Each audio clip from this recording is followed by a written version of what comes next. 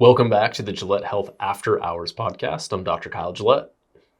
And I'm James O'Hara, nurse practitioner. Welcome for the very first time to the After Hours podcast. And this podcast is a little bit of a question mark. I'm not going to be talking about pop culture necessarily, but I suppose culture within fitness, medicine, and science.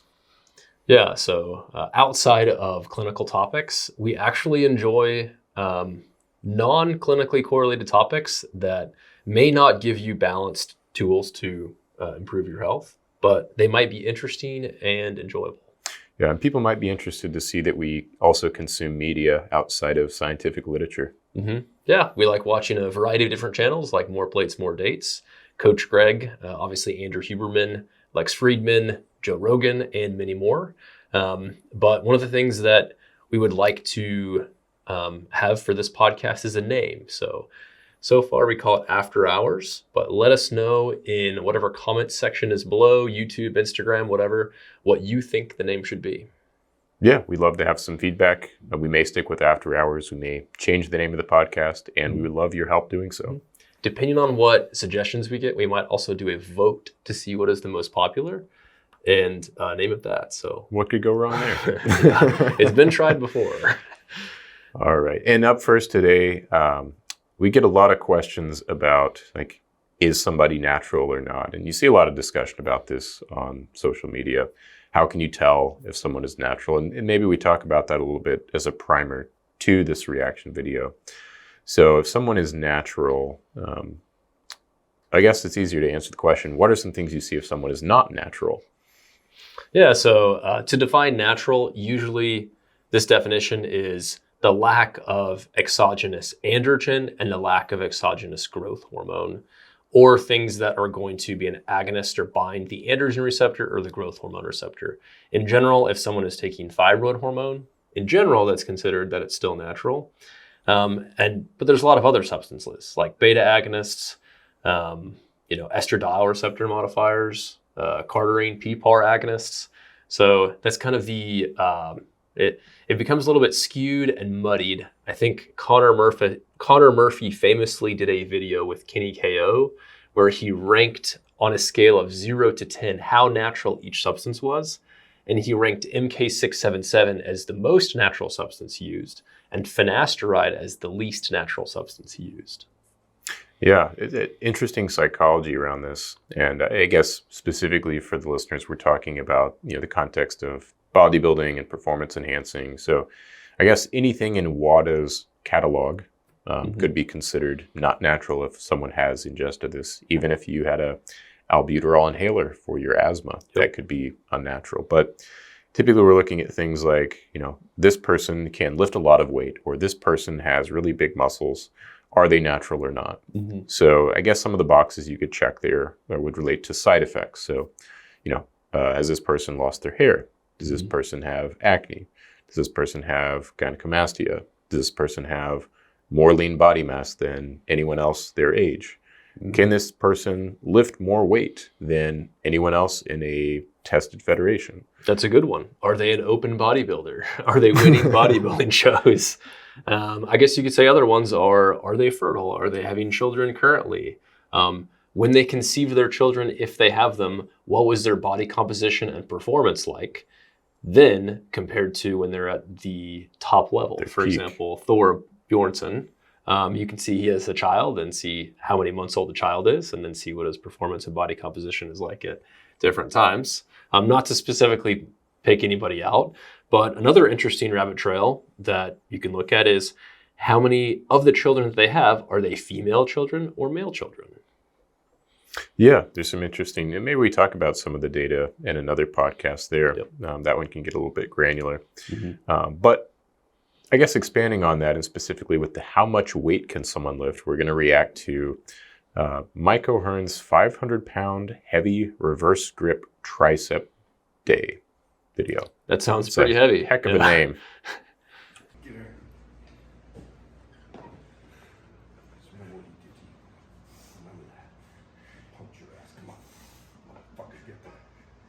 Get angry.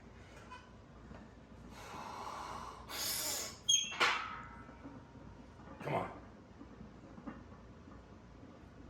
Drive. Fuck yeah.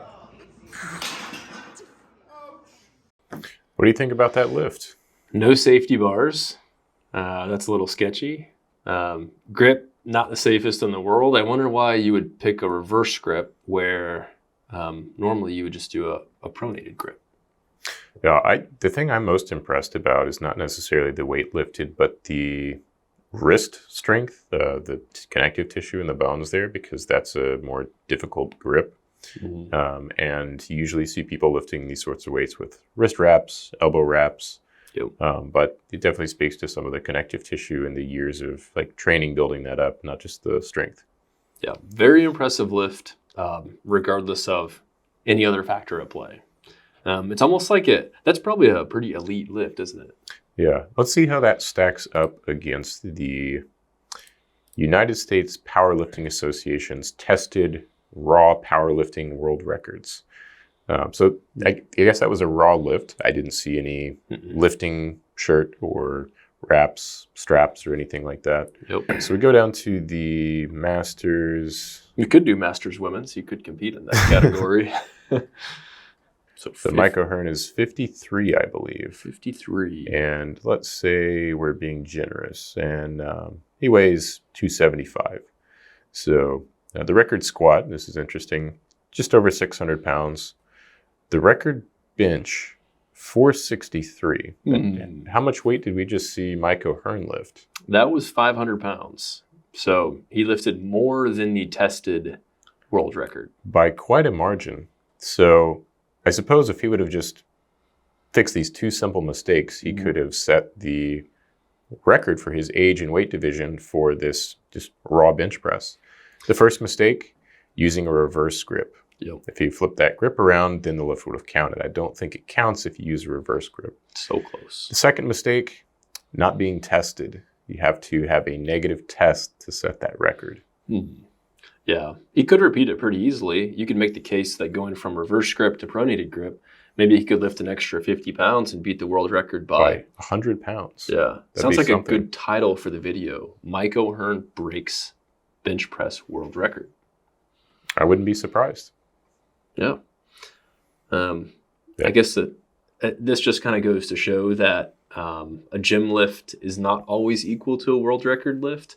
And also, even among, and I'm sure people will say this in the comments, I know so-and-so has competed in the tested powerlifting federation, and they are not a lifetime natural. So yes, even if you have, let's say you did steroid cycles and weren't natural for 5 years, and you came off, you're still going to accrue a lot of myonuclei, and you're still going to have a lot of lean, dry muscle tissue. And also just those years of training at very heavy weight, the connective tissue is going to have a lot of hypertrophy that's left over as well. Yeah, and I think there was an article about this several years back, specifically looking at NFL, where these players were caught using performance-enhancing drugs, and then they get a suspension. But then there were critics of that suspension arguing, well, when they come back, they're still going to have an advantage from that period of drug use, regardless of if that's 6 months or 12 months later, because these myonuclei stick around for many, many years. And you have some degree of muscle memory there that you get as well. Yeah. Same thing in mixed martial arts. If you're using performance-enhancing drugs for 5 years and you haven't even gotten into the sport, I know there's a lot of people. Francis was one of the heavyweights. And I think, I'm not sure if he's ever used performance-enhancing drugs, but he certainly looks like it. And that being said, most people that use performance-enhancing drugs do not look like it. But it's certainly an advantage to have particularly huge bones, tendons, and ligaments, even past a presumably very high genetic baseline. Yeah, and what is it like if you go into a typical commercial gym, figures like 20 or 25% of the men in there will have used some sort of performance-enhancing drug or steroid at some point in time. And you think to yourself, do 20 to 25% of people at my gym look like a professional bodybuilder? And in almost all cases, that's going to be no. Yeah. In general, you think about the advantage, whether it's strength or whether it's aesthetics, about 10 to 15%. So 10 to 15% in most people is not going to make a huge difference. But if you're at an elite level in a strength sport or in bodybuilding, that 10 to 15% can make an immense difference. All right. So what's up next today on our podcast? We had a tweet that came out that I found interesting. This was relating to statins. This is a hot topic everyone likes to talk about. So David Sinclair, PhD at Harvard, has a number of different scientific endeavors and companies. He tweeted out that atorvastatin, 10 milligrams per day, but not Crestor, dose not specified, activates the longevity enzyme SIRT1, potentially explaining the benefits on inflammation and endothelial dysfunction. If you've heard these drugs hurt the brain, read on. And then he shows a figure here from the study. And if you look here at these studies, I always find this interesting. You have your, the effect size.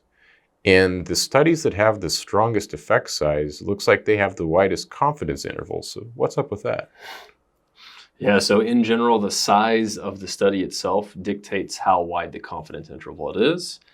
So if it has a wide confidence interval, then you should not put as much significance into that data. And it looks like here that most of these studies that are showing the beneficial effect on cognition, protection, and against dementia do have relatively wide confidence intervals. There's even some more extreme examples here.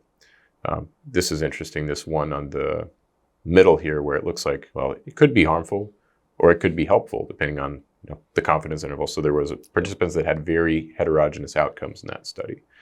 And this sort of goes back to people say, well, statins universally bad for brain.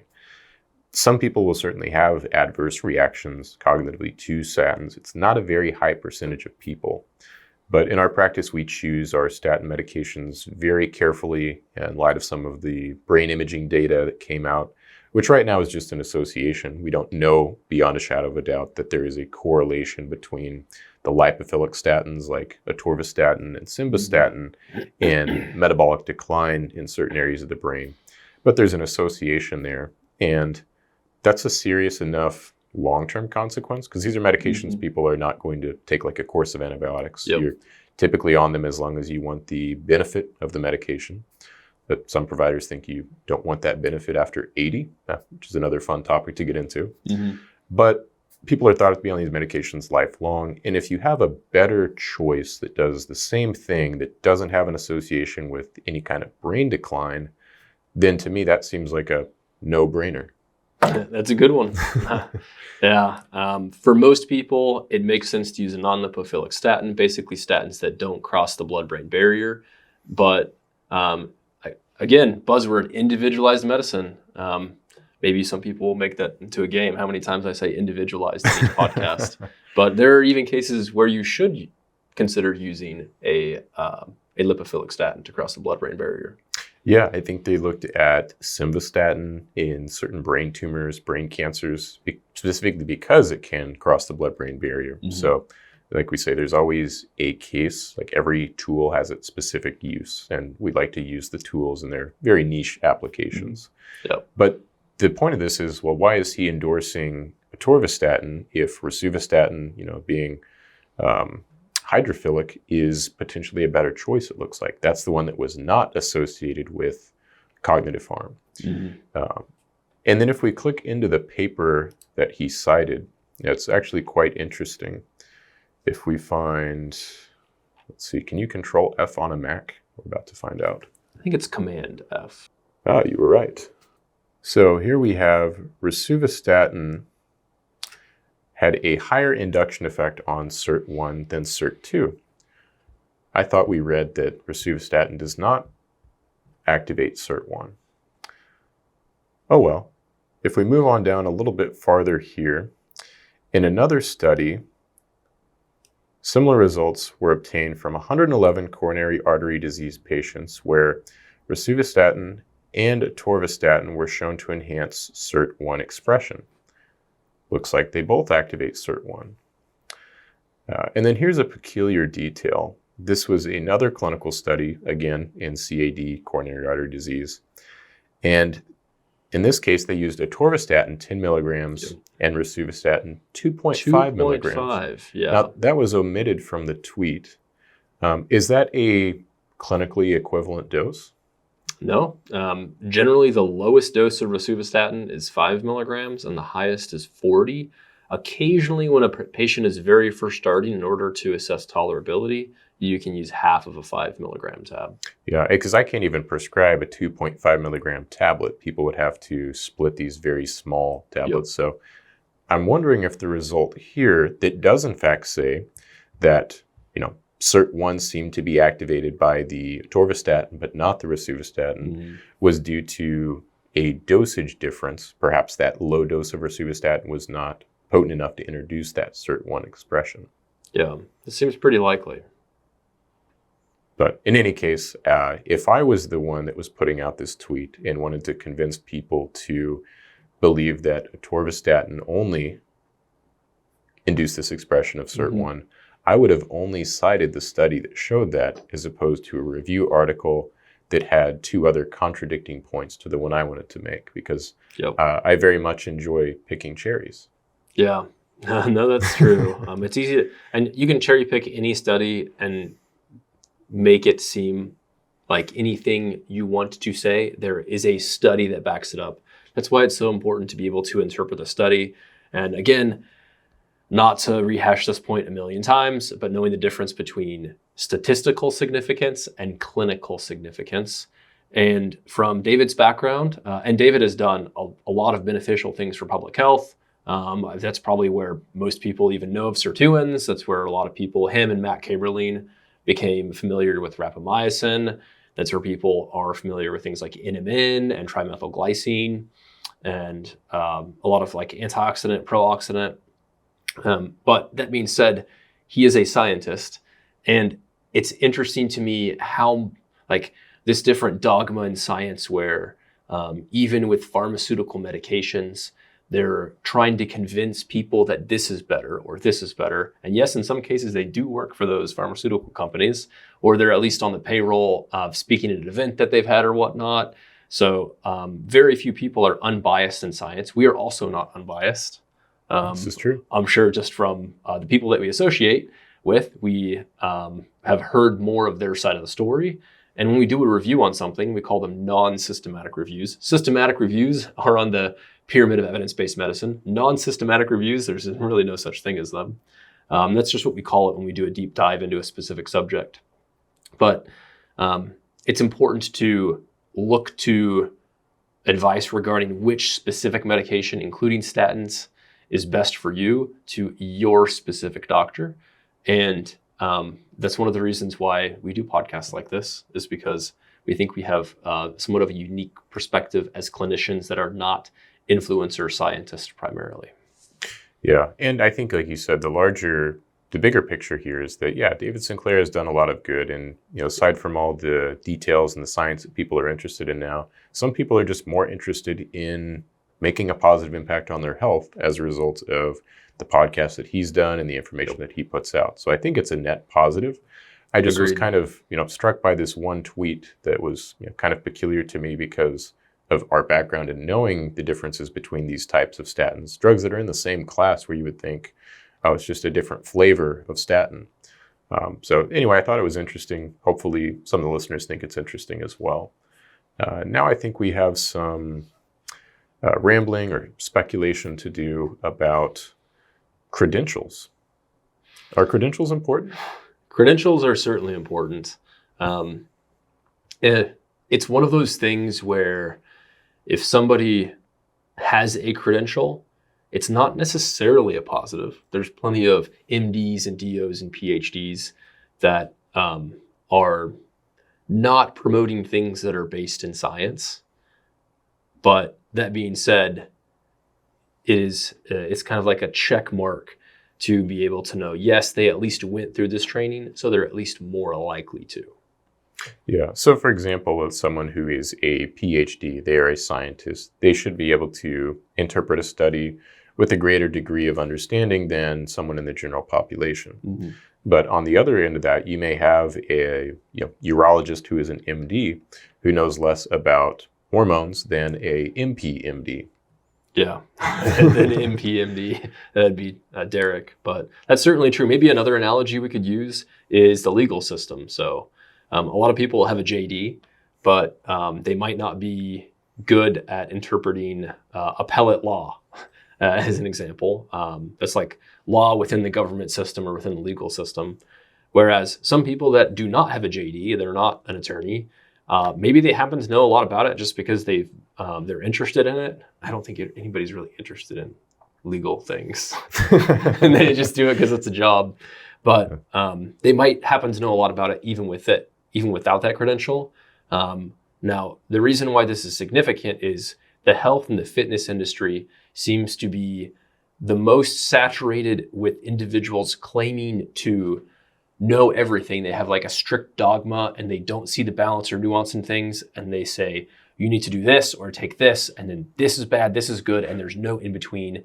And a lot of them are not NPs or MDs or DOs. But there's a lot of people that are calling themselves doctors. Mm-hmm. And I think this is interesting. And the simple analogy that we made earlier was that all squares are rectangles, but not all rectangles are squares. All physicians are doctors, but not all doctors are physicians. Mm-hmm. So where I think this gets skewed is you have, for example, like a naturopathic doctor where they just say, I'm a doctor. Yep. A chiropractor, and they just say, I'm a doctor. Yep. A physical therapist, and they just say, I'm a doctor. A PhD, and they just say that I'm a doctor, but not in the context. And in an academic context, it makes perfect sense for a scientist to introduce themselves as a doctor. You even have nurse practitioners that are calling themselves doctors.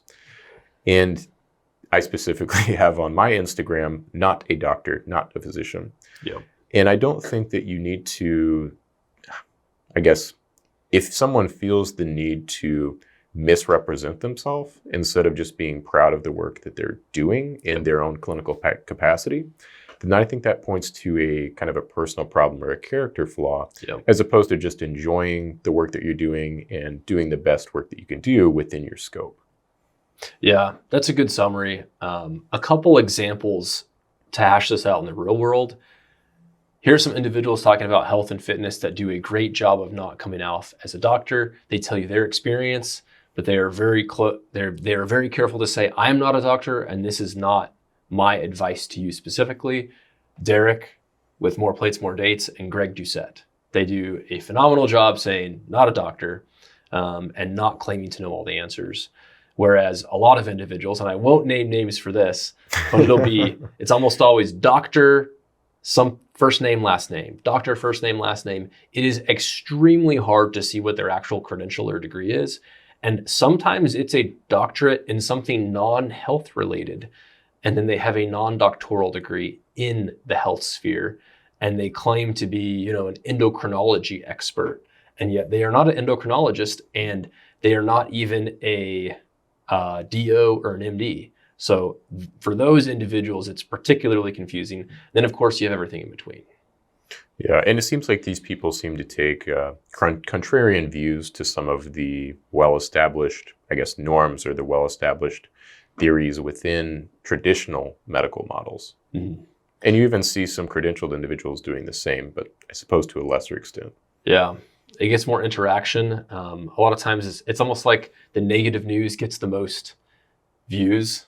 The most contrarian views often get the most attention as well. We like to say just because the thesis is true does not mean that the antithesis is true or not true.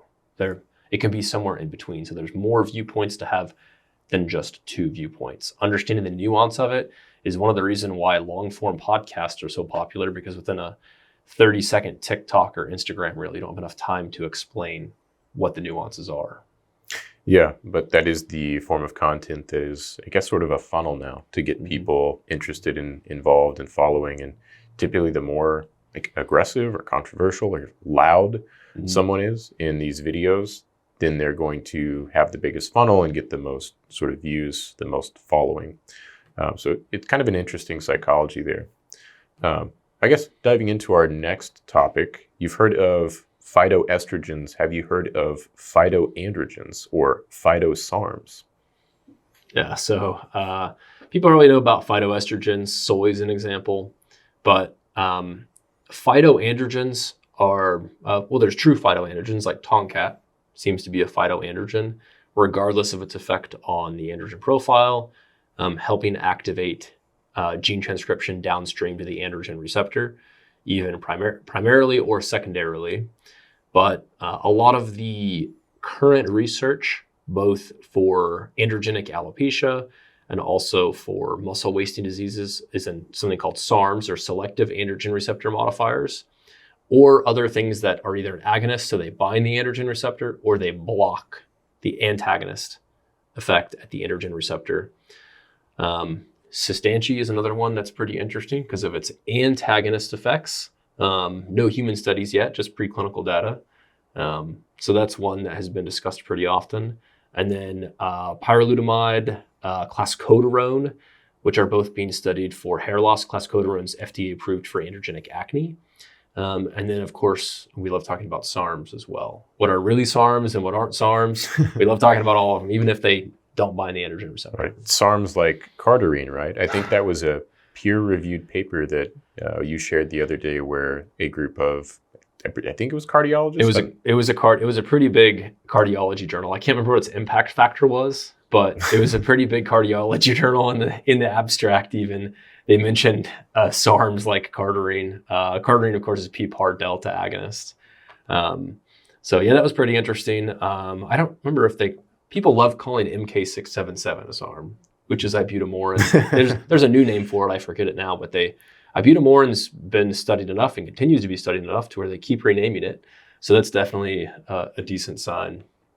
But I guess a lot of the discussion regarding androgen receptor modifiers, whether they are pure agonists, pure antagonists, somewhere in between, or selectively, you don't always know right off the bat what tissues it will be an agonist or an antagonist with. If we take, I don't know what we start with, maybe ostarine. So there's a lot of SARMs. Kind of the most common ones are ostarine and ligandrol, which is LGD. And those two, from what I can tell, have the most clinical data on them, usually in females. And then S4 and RAD140 are kind of more in the preclinical phases. And then I guess we could lump clascoterone and pyrolutamide into this. Clascoterone, I guess, is the only one of all these compounds that has kind of made it through all stages of FDA approval. Yeah. So that being said, supposedly it is an androgen receptor pure antagonist, at least in the skin, but we actually don't know what it does in other tissues. So it could be a SARM. Yeah. And I think the target that these drug companies have, like, they're looking for something that's going to either occupy or antagonize the androgen receptor in the skin and scalp. Mm-hmm. That seems to be a common theme. Another one with these SARMs, actually, the data that they're looking for is something that will, basically deprive the prostate of androgens, occupy those androgen receptors there, act as an antagonist in the prostate, but then an agonist so that you don't have systemic effects of like androgen deprivation therapy. Mm-hmm. So it seems like the perfect SARM would act as an antagonist in the prostate, antagonist in the skin and scalp, and then an agonist in muscle tissue for sure, probably an agonist in the brain. What else could we possibly add there? Neutral in the heart, neutral in the liver, maybe even a slight antagonist in the liver, depending on the situation. So probably neutral in the heart, neutral in the liver. That'd be a pretty good start. In the bone, agonist as well. Yeah, agonist in the bone would be another important one. So they're always trying to, design this perfect, treatment. And I don't know that the holy grail for hair loss is going to even involve the androgen receptor. They have a prolactin monoclonal antibody that is going through trials now. So wouldn't it be surprising if we've built this enemy of DHT and it's like, oh, actually, you can do the same thing just by blocking intracellular prolactin production. That would be very interesting. And I think the Cystanchi is really interesting as well, because when people think of test booster, Cystanchi kind of gets lumped in there. Yep. And it does, in preclinical data, seem to increase testosterone levels. So the assumption is it works in the testy. But the data actually shows that it is a androgen receptor antagonist does cross the blood-brain barrier and acts in the pituitary. So I guess my question is, theoretically, if you are decreasing the ability of that androgen receptor to translocate, are you just treading water? Are you increasing your testosterone, but you're also less sensitive to that testosterone? I guess we need to know what it does in the muscle tissue, for example. Yeah. And another good point with Sustanchi, we're not saying that it's never going to be clinically applicable. It is just more likely an anti-androgen than some other options like Fedosia or Tomcat that are very unlikely to have anti-androgenic activity, especially given that it is only preclinical data at this point. So I think rodent models are like the farthest that Sustanchi has gotten. It has been used in herbal medicine in East Asia for a long time. So that's a positive that it has like hundreds of years of anecdotal evidence, but that is like very, very low level evidence for something that's potentially harmful. I also think it's interesting that a lot of individuals, non-scientific individuals, but individuals with YouTube channels at least, are concerned with the toxicity of things like Tomcat, but then they have not ruled out Sustanchi due to its potential anti-androgenic effects. So in those cases, those non-systematic reviews are not very good. You're cherry picking studies a bit too much when assessing something like Sustanchi. Yeah, I think that's a good summary, good overview, and it's something that we have a lot of personal interest in. And these studies are, it's exciting, but it's also frustrating because this niche of science, the studies just trickle in very, very slowly. Mm-hmm. Whereas something like interventions for like diabetes, it seems like that is rapidly evolving. There's always studies coming out on that. There's a lot of money in that too. Correct. There's not a lot of public grants funding studying Sustanchi. I'll be the first to sign up as soon as the first human study shows that it's an antagonist in the hypothalamus and the pituitary, antagonist in the hair and the skin, and agonist everywhere else. That sounds pretty good. Yeah. But only time will tell. Have to wait and see for that one. Mm-hmm. And I think that concludes our inaugural episode of the After Hours or the Gillett Health After Hours podcast. So if you have a better name suggestion, please let us know. I don't know when we'll finalize this, but at some point in the future, we will finalize a name for the, as of now, After Hours podcast. Thanks as always for your time and for listening, and may God give you health and happiness.